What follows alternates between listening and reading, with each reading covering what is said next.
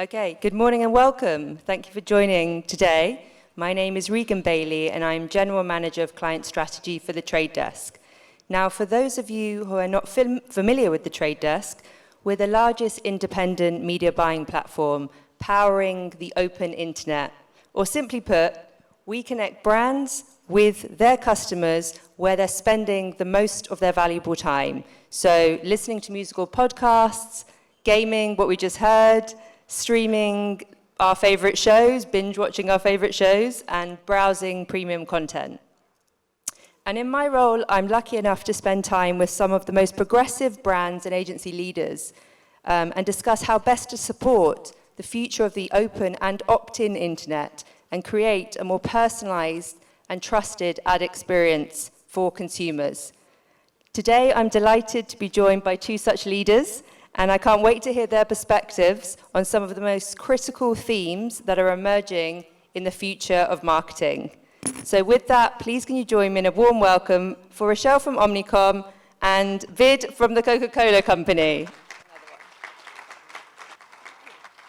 Hi guys, thanks for joining us. I'll start with Rochelle. Could you help the audience get to know you a little better? I know you well, and just tell us a little bit about yourself, please. My name's Rochelle. I've been at Omnicom for as long as I can remember.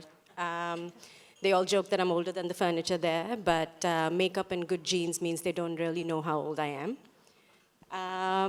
I've been in regional roles at Omnicom, and for the past 2 years, I've been managing the Thailand portfolio.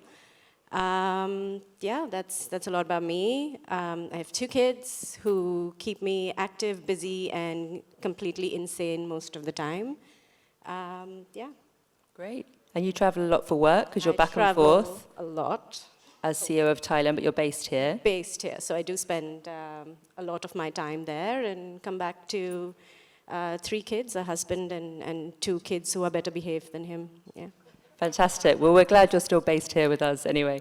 And Vid, hi, thanks for joining. Hi. Could you introduce yourself? Sure, no worries. I have a really long name, but you can call me Vid. That's what's worked ever since I've come to Singapore, so hopefully that makes life easy. I've been in Coke for about, I want to say 4 years, about 4 years at the very least. So I've been in the AdTech side of the business for quite a while, with Video DSP and TapAd, cross-device identity companies in the past, right? So I've been on a couple of different sides of the equation so far, and seeing the brand equation of it, seeing efforts, going through all the way to realization of value has been a very awesome part of the deal. In Coke, I'm leading the global AdTech and media platforms group. Previously, I was focused more on a regional role. I'm currently looking over the global AdTech scene for Coke at least. So personally, moved to Singapore when I was half my age now, so I'm not going to say exactly what my age is. Yeah, so pretty much, had a best of both worlds, the West through, Singapore, and still connected to home in India. So that's basically me. Love cricket. So anybody who loves cricket, please, hit me up. So yeah, awesome. Cool. Yeah, that's about it. Sorry, Vid, I know nothing about cricket. No worries. So thank you so much. We don't have much time to cover some big themes, so let me dive straight in and address our first one. Over the past 24 months, if you've been reading the press, you'd be forgiven for thinking that the golden days of data-driven marketing are over. Cookie deprecation, phasing out of device identifiers, and greater data privacy regulations, the digital advertising industry is no doubt facing a sea change. And as we enter into a new era of the internet, where consumer privacy takes the center stage, the future of data-driven advertising will be different. But this presents an opportunity to improve digital advertising and build a better value exchange for consumers, something I think we all want to do. So there's been much conversation about the needs for brands to develop their first-party data and continue to build meaningful conversations with their customers, or personalized meaningful conversations, and reach new customers too. So I wanted to hear from Vid and Rochelle their perspectives on this and if the hype about first-party data is real. So Rochelle, I'll ask you to start because in your experience you've worked with so many brands and across multiple industries. What are some of the questions you're getting about first-party data? What do your brands want to know and how do you help them? One of the first questions that always comes about is, what do I do with my data and how do I collect data? And I think that's where lies the problem, is we need to shift the way we're thinking and not thinking about how much data I'm going to collect and therefore what do I do with it, versus what exactly do I want to achieve from a business outcomes perspective, and therefore how do I need to influence my customers, and therefore what data do I need, and what partner do I use to collect that data. And I think that is extremely important with how we are now trying to get our clients to think and trying to get them to change their perspective as well. Because most often it's, let's just do all of this wonderful first-party data stuff and let's just get as much information as we can, versus what do I really need to achieve. Correct, it can be the other way around actually, can't it? So, sorry Vid, you were going to add. I just want to add on to that, from a client perspective, the questions are often siloed. So we have the tech teams going about in a completely different direction, the data teams going about it in a completely different directions, and then the media teams going about it in a completely different direction, all the while forgetting that there's agencies, right? So bottom line, I think data strategy is a fancy, kind of phrase thrown out all the time. What is really needed is a concerted strategy where you sit together with your agency in terms of how you activate, not just collect data. That's the huge misnomer that I've seen in recent times, right? We have such a huge emphasis placed on collecting data. One of my good friends, we had an event last week, he kind of likened it to collecting gold coins, and I'm going to happily steal his analogy. It's not gold coins that we're collecting. These are perishable, he phrased as bananas, but it's really, when you collect first-party data, it doesn't remain forever, right? That's not how privacy works. So, if you're not thinking about activating that data goes away pretty soon, right? So I think as much as the hype is there, I think it's been on over-indexed towards first-party data collection, right? Which is awesome. People love to say how much data you've collected. I would love to see how much people are activating, right? And transparently, we've been doing really good work in terms of activating first-party data on our ends, right? I think one of the good examples that I can think of, very localized to our region, in Japan, we have a lot of vending machines, right? So physical assets are owned assets too, right? Using that as a gateway to connect into an app-based purchasing through the vending machines was one of our gateways into getting more first-party data, really good purchase-level data, right? Understanding affinity data between different brands, like this person drinks Georgia coffee as much as he does Coke, are all useful information for us to understand how we tailor to the different attitudes of our consumers and move towards it. That being said, it's not an infinite game of attention. Our consumers' attention, I think all brands need to think about this, right? It's not going to be a situation where everybody gets a huge amount of first-party data, right? Not everybody here is a Google or a Facebook to get that kind of data. So that's why it's important to consider supplementing the first-party data strategy equally with other parts of the arsenal, right? The good old contextual is part of the game. Even creative and contextual innovation, all of that, I think, is going to be something that's equally important, right? I think there's a lot of different factors in the equation that we have to consider equally together with first-party data. The hype is valid, but at the same time, it's probably getting over-indexed towards first-party data at this particular point of time. Yeah. We like some hype, don't we? So that's interesting. So that's about how you're connecting it with other channels as well. So an omni-channel approach. And is there other considerations you're being asked, Rochelle, that are different from what Vid just said? Considerations mostly around a lot of the clients don't know where to begin. They don't know where to start. And which is why what we did, at least for the top 5 clients, because it does take a lot of time, is utilize the entire period of COVID to build a transformation framework and an agenda. I think COVID brought to the forefront how a lot of clients were not necessarily prepared about the future, and it came as a very rude awakening to a lot of them, and then began the scramble of what do I do and how I do it faster than my competitor. So we actually helped build a transformation plan which had a crawl, walk, run, fly, as basic as it sounds, but it was divided across their objectives, the products, therefore, that need to be used, data and tech partners that need to be engaged, and most importantly, the people and skill sets that need to be involved. And just having built that allowed them to get a very clear perspective around where do I want to go, how do I get there, what investments do I make, what partners do I engage, and most importantly, how do I then look internally and go, do I have the relevant people and skill set at our end? And if I'm briefing my agency or going into a pitch, what kind of people do I therefore need the agency's side to have? Because a lot of times our contracts are very guided by procurement and still delivering cost per reach and CPC and cost per viewable impression.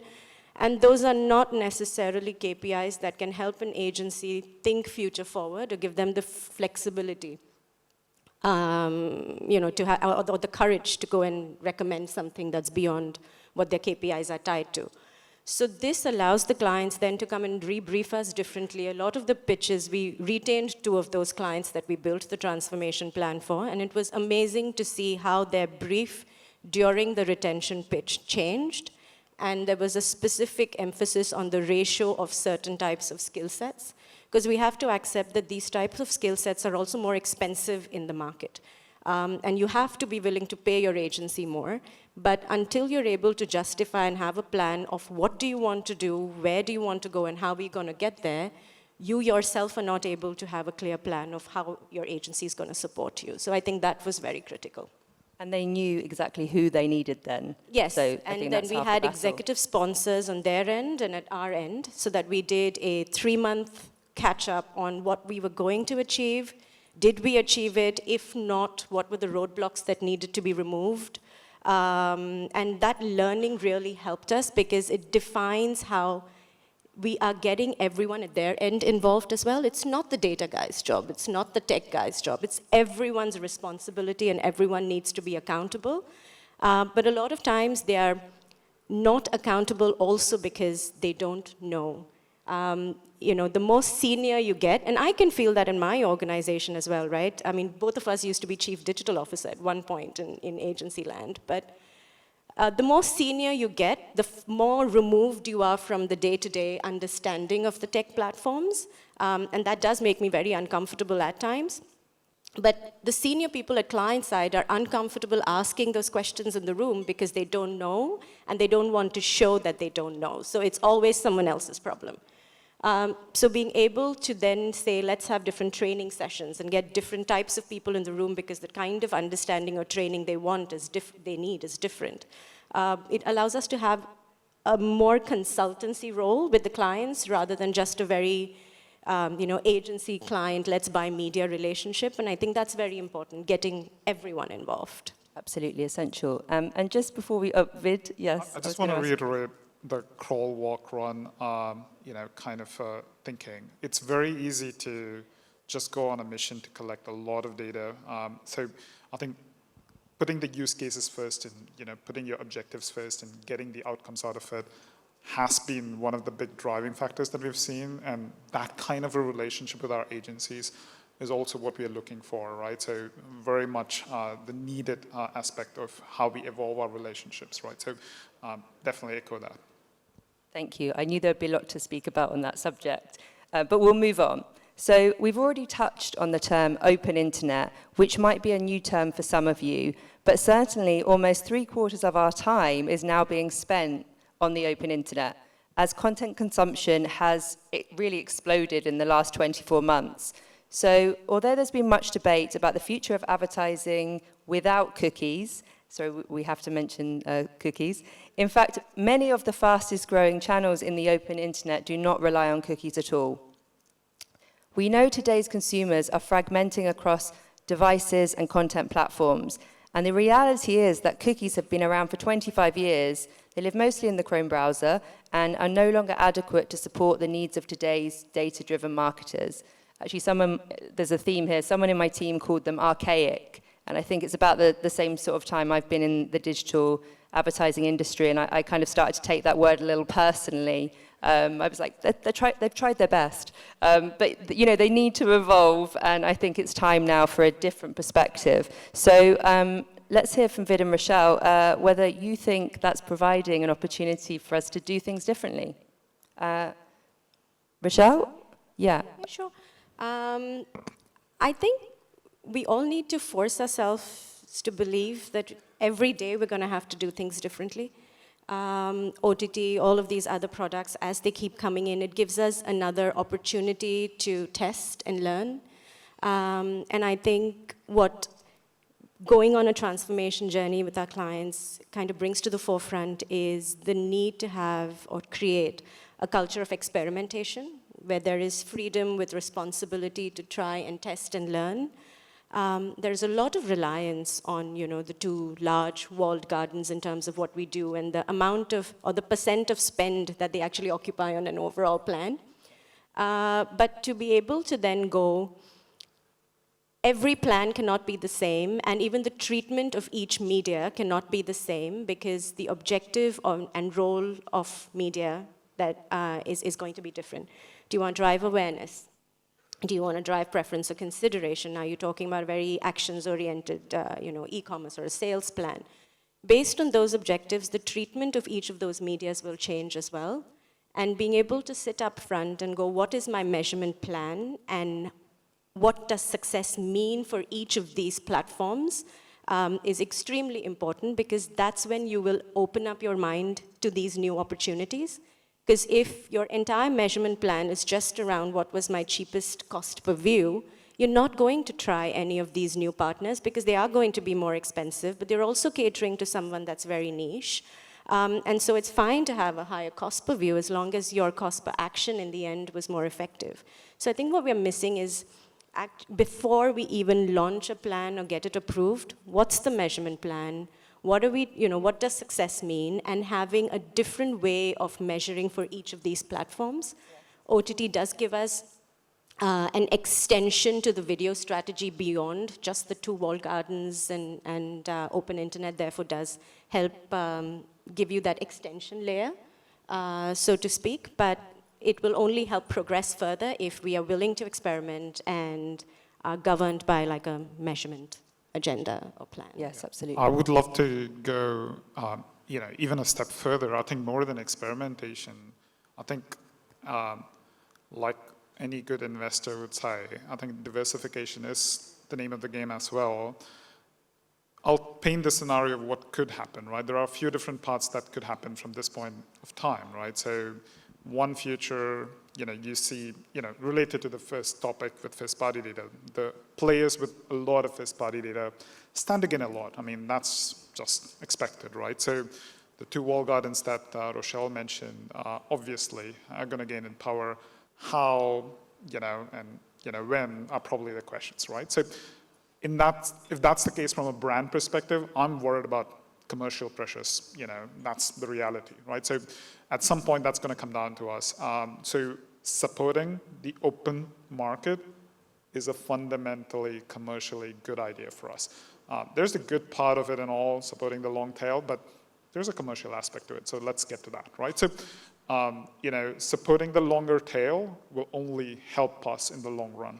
That being said, I'm also expecting a lot of different new walled gardens, you know, potentially, you know, I'm not talking in tens and 20s, I think it's probably even hundreds, you know, that could come out in the next few years, pending whenever Google does whatever it's supposed to do, right? So we'll wait for that. So those kind of changes are expected. So, you know, you're looking at the big walled gardens with a lot of power, think of them as the big supermarkets. Then you have the smaller convenience stores that are beginning to consolidate and form mini walled gardens and whatnots, right? So I think the economy of advertisers and publishers are going to see tectonic changes from this point on, right? So given all of this, it makes a lot of sense to not put your eggs on only a couple of different options, right? The earlier you diversify and you're ready for multiple different future directions, I think it's actually better. Very transparently, there are markets in APAC where we've pretty much indexed very heavily towards one of the big walled gardens, right? Sometimes it's a cost thing, right? Like, oh, it's so cheap to get that kind of reach here. That's awesome, great, but if you don't have a plan B, and if the future turns out really significantly different, you're going to be left behind in that whole evolution, right? So those are considerations to have in as well, and which is why investing in open internet is a very clear priority, right? And the flip side of it, let's think about it from a consumer point of view, right? Regan mentioned 75% of the overall time that's spent on the internet is actually going to the open internet. So it makes a lot of sense to actually play in that game, right? I mean, why would we leave out 3/4 of the internet out, right? And that's exactly why we need to consider a strategy that balances these options really well, right? So very clear that it needs to be done. Definitely not at the proportions that we are doing, across the industry, and that's definitely the call out for every single marketer here to consider the open internet, because supporting it will inherently support all of us too. Yeah, I couldn't agree more. And Rochelle, so as a follow-up to that, so open internet is a new concept for a lot of brands, a lot of marketers.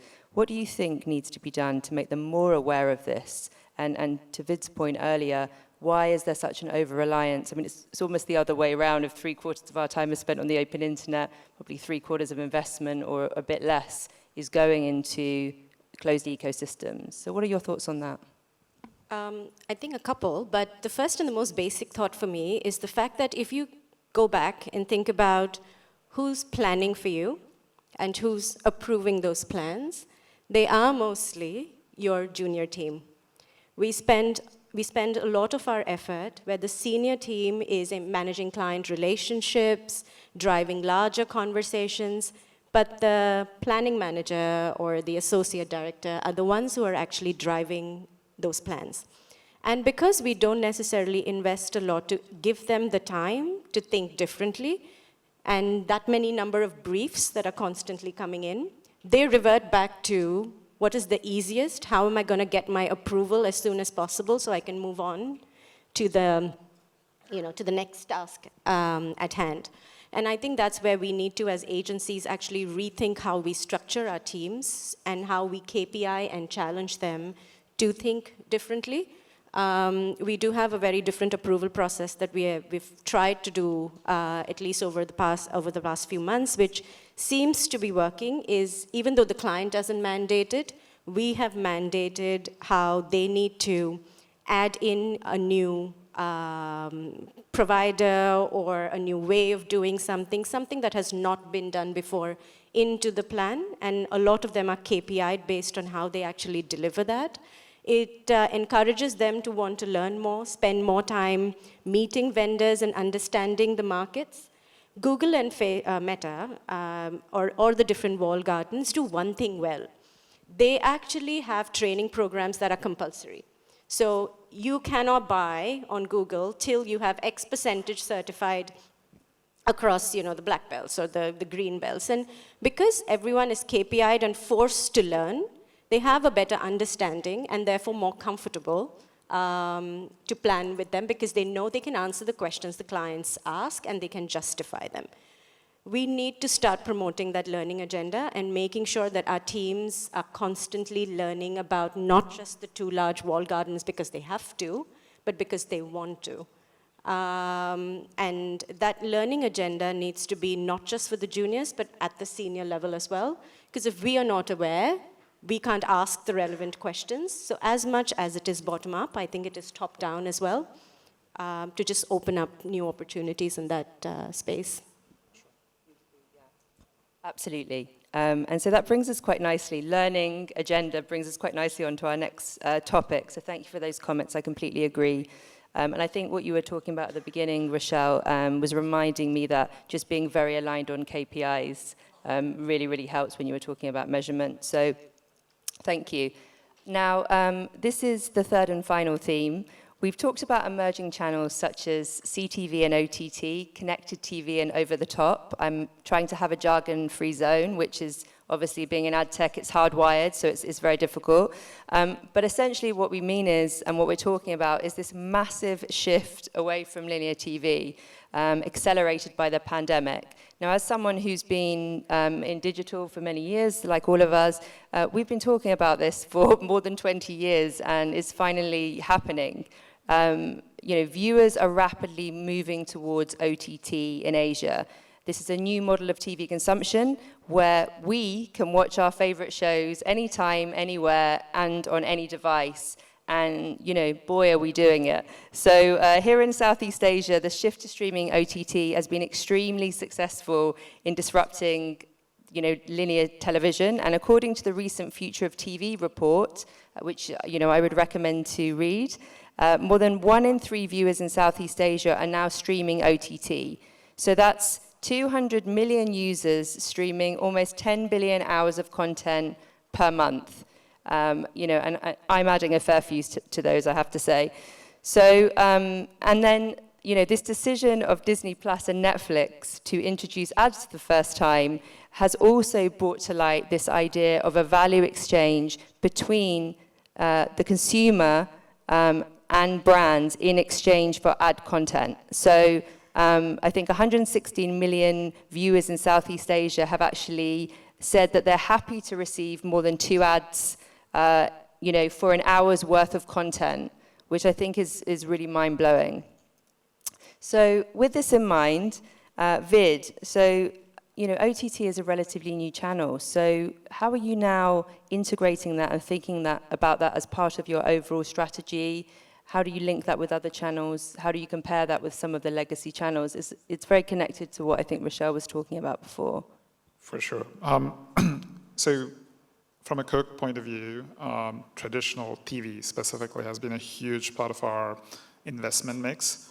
The advent of, programmatic, based TV options with linear, connected and over the top now is just an awesome, future where we can measure more, in depth across all of these channels, while, a significant chunk of the spend can be spread across digital and what we would traditionally call, offline media, right? So the future is interesting, and the more the world evolves to that direction, we are actively increasing our investments towards connected TV and OTT.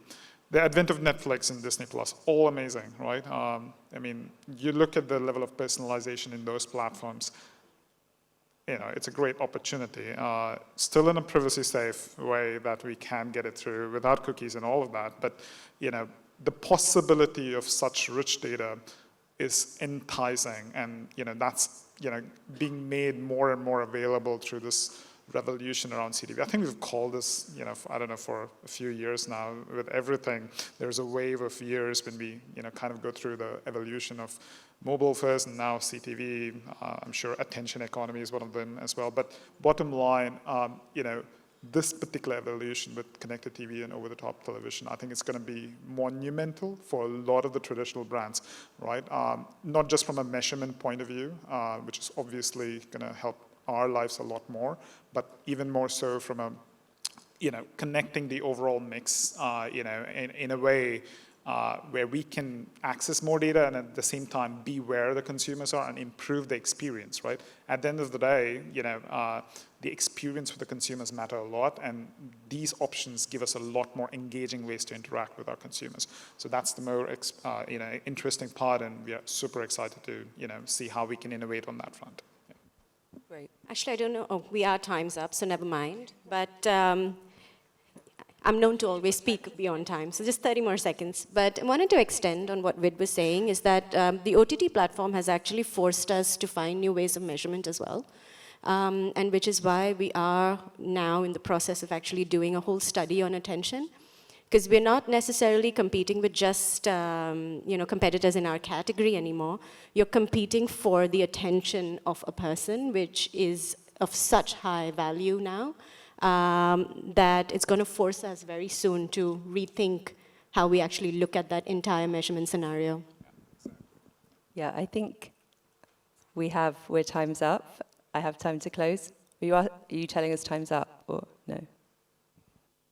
I don't think we've got time for questions. Maybe we'll have to take them afterwards, but we'll see at the end if they'll allow us. But thank you so much for joining us. I think that's all we have time for, but as we started on the future of marketing, I just wanted to take 1 second to close on a nod to the past. So not just pre-COVID or pre-archaic cookie, but back more than 2,500 years ago in ancient Athens. So with no smartphones, Disney Plus or Spotify to entertain themselves, people would gather in the market square to hear about topical issues of the day from prominent thinkers of the time. Public speaking was codified by philosophers like Aristotle into what they called rhetoric and contained the 3 appeals of ethos, pathos, and logos, as we might recognize logos, or using trust, emotional and rational persuasions to challenge the thinking of an audience and ultimately try to change their beliefs. It sounds suspiciously like the early principles of marketing. So from the ancient pillars of Athens to the gilded ballroom of modern-day Singapore, I am delighted that post-COVID, we still choose to gather in person, take the time to listen to diverse perspectives, and openly embrace new ideas so we may future-proof our businesses tomorrow. Thank you so much for joining us. I hope you enjoy the rest of All That Matters, and please give it up once again for our illustrious panelists, Vid and Rochelle.